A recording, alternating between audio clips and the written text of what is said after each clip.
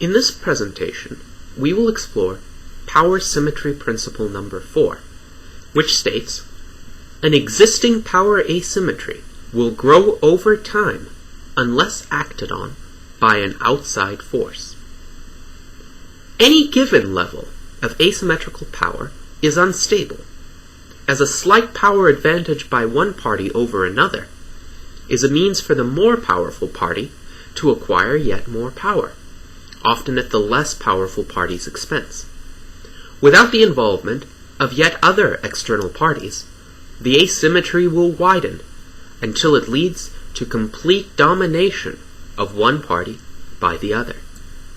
This principle explains the consistent growth of the United States government over the past 70 years, irrespective of who has been in charge or what principles politicians have espoused. The asymmetrically powerful government institutions, especially those established during the New Deal, have used their existing powers to appropriate still others, and thereby to ease the task of appropriating yet more powers in the future. Clearly, the government has failed to check itself from within, and businesses, far from being a counterbalance to the power of government, have increasingly come to feed at the government trough and trade political contributions for regulations, subsidies, exemptions, and competitive barriers in their favor. The government will continue to grow and to attract the lobbying of special interest groups representing elements of the general population, unless some outside force mitigates the currently severe power asymmetries between the government and private individuals. So, what is this necessary outside force? Where can it be found? The outside force required to halt and reverse the growth of government cannot be found in any institution existing today, as all such institutions are more or less dependent on government favors for their survival. But such an outside force has existed in past eras and acted to balance the power of government. European monarchies did not become totalitarian like Oriental despotisms because a powerful aristocracy existed to check the king's power. In England, during the 18th century, the struggle between the king and the parliament, the aristocracy's seat of power, placed government in a de facto gridlock, thereby enabling sufficient individual freedom for a commercial and industrial revolution to emerge. Later, during the 19th century, the aristocracy, having wrested power from the king, faced a new challenge from a rising class of self-made industrialists.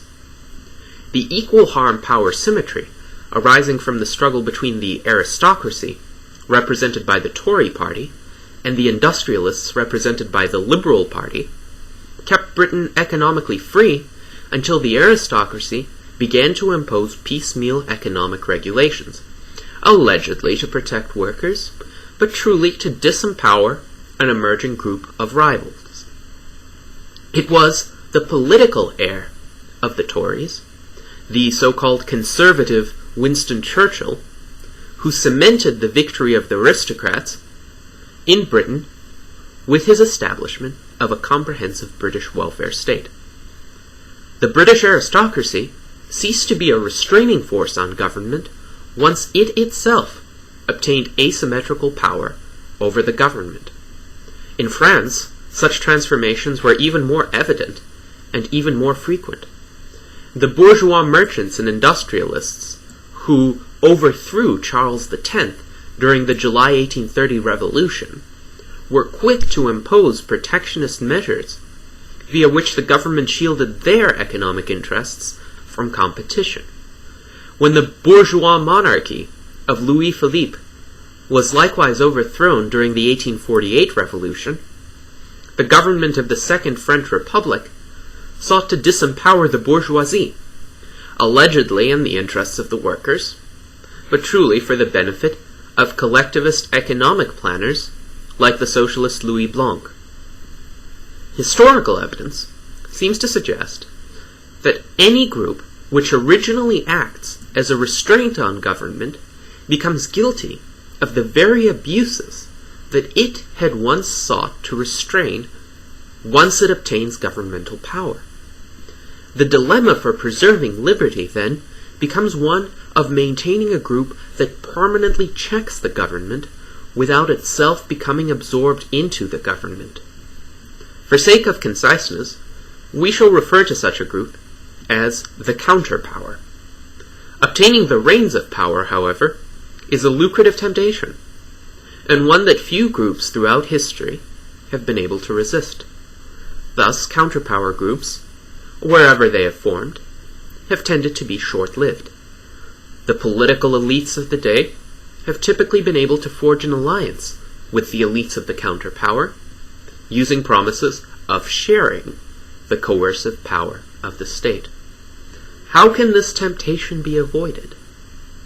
The future may hold the solution, which we will explore in the next presentation.